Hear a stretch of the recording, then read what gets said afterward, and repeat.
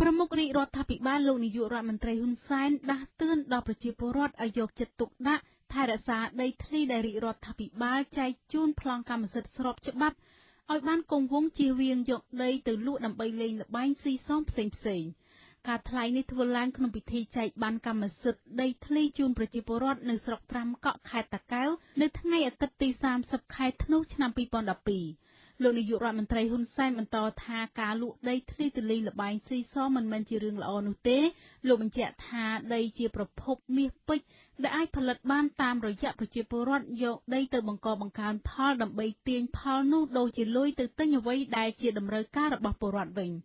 លោកហ៊ុនសែនបន្តថាពលរដ្ឋដែលទទួលបានកម្មសិទ្ធិដីធ្លីពីរាជរដ្ឋាភិបាលស្របច្បាប់អាចនឹងលក់ដីទាំងនោះទៅលក់លេងល្បែងលុះពេលចាញ់អស់លុយដីក៏គ្មានក៏បែកគំនិតដើរពនេចរសុំឬដើរចាប់ដីខុសច្បាប់គ្រប់ទីកន្លែងបង្កមានការលំបាកដល់អាជ្ញាធរថ្ងៃហ្នឹងមានមុខមកទួលដីនៅ5កុកស្រាប់តែកន្លះឆ្នាំក្រោយទៅសុំដីសម្បទាននៅខេត្តឧត្តរមានជ័យប្រមុខរាជរដ្ឋាភិបាលមានគម្រោងនឹងបញ្ចូលទិន្នន័យប្លង់ដីដែលចែកជូនប្រជាពលរដ្ឋទាំងអស់ចូលទៅក្នុងប្រព័ន្ធកុំព្យូទ័រជាប្រព័ន្ធដើម្បីងាយស្រួលពេលផ្ដល់អត្តសញ្ញាណកម្មជូនប្រជាពលរដ្ឋដែលត្រូវទទួលដីសម្បទានសង្គមគិច្ចពីរដ្ឋលោកហ៊ុនសែនបញ្ជាក់ថាប្រសិនបើពលរដ្ឋយកអាជីពពនេចរចាប់ដីលក់គ្រប់ទីកន្លែងនោះរាជរដ្ឋាភិបាលមិនអាចដោះស្រាយបញ្ហាដីធ្លីជូនប្រជាពលរដ្ឋបានទេ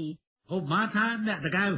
ដីឈ្មោះនេះគេឆែកភ្លាមនៅតាមខេត្តហ្នឹងដឹងថាឈ្មោះនេះមានដីហើយនៅហើយបើមិនច្បាស់ទេគេរុញទៅខាងលើទៀតចុចទៅវាចាញ់ឈ្មោះហ្នឹងបានទទួលដីទេអញ្ចឹងយើងអាចជ្រាវជ្រើបានបើដើរតែយកដីនៅកន្លែងនេះរួចហើយលក់ហើយទៅកន្លែងនោះទៀតលក់ធ្វើបនេចរខាងចាប់ដីលក់អាហ្នឹងទៅរួចទេទោះបីជារដ្ឋឲ្យអស់មកប្រទេសក៏នៅតែដោះស្រាយប្រមាណគ្រួសារហ្នឹងមិនរួចដែរតាមទិន្នន័យពីគេហទំព័ររបស់ក្រសួងរៀបចំដែនដីនគររូបនីយកម្មនិងសំណង់បង្ហាញថាគិតត្រឹមថ្ងៃទី22ខែធ្នូឆ្នាំ2012រាជរដ្ឋាភិបាលចែកបានកម្មសិទ្ធិដីធ្លីដល់ដៃប្រជាពលរដ្ឋតាមប័ណ្ណបញ្ជា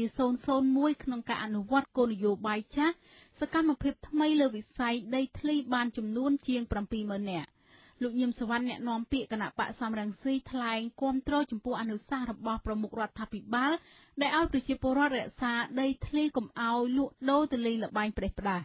តែបើតាមការសិក្សារបស់លោកករណីដែលពលរដ្ឋលក់ដូរដីច្រើននោះដោយសារតែគ្មានលុយព្យាបាលជំងឺឬដោយសារតែជីវភាពរបស់ពួកគាត់កាន់តែក្រទៅរកស៊ីមិនបានទើបបង្ខំចិត្តលក់ដីកេររបស់ពួកគាត់សំណងទៅគាត់ធ្វើវាថ្លៃដើមរបស់គាត់វាថ្លៃរកគាត់លក់ទៅចេញទៅវិញបានវាថោកដល់យូរទៅវាបាត់ដល់បាត់ចង់អស់ក៏ត្រូវលក់ដីដែរនេះគឺជាកត្តាកិច្ចរបស់រដ្ឋាភិបាលផងដែរដើម្បីធានាថាប្រជាពលរដ្ឋគាត់មិនលក់ដីជាកម្មសិទ្ធិរបស់គាត់នឹងបាទជុំវិញបញ្ហានេះនាយកលេខាធិការដ្ឋានក្រមការងារពិសេសសិទ្ធិលំនៅឋានលោកសៀភិរមយល់ឃើញថាប្រជាពលរដ្ឋសាមញ្ញគ្មានខ្នងបង្អែកពីអ្នកមានលុយនិងអំណាច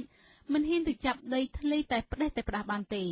លោកសៀភិរមថ្លែងថាអាចនឹងមានពលរដ្ឋខ្លះឆ្លក់វង្វេងលេងល្បែងពិតមែនតែការមានបនល្បែងឬល្បែងស៊ីសងផ្សេងវាជាការទទួលខុសត្រូវពីអាជ្ញាធរម្យ៉ាងរាជរដ្ឋាភិបាលគួរតែគិតពិចារណារកការងារឲ្យប្រជាពលរដ្ឋធ្វើជារឿងប្រសើរព្រោះមានសំណួរជាច្រើនចោទសួរថាតើមូលហេតុអ្វីបានជាប្រជាពលរដ្ឋខ្មែរព្យាយាមរកការងារធ្វើនៅក្រៅប្រទេសនាងខ្ញុំទេពសរា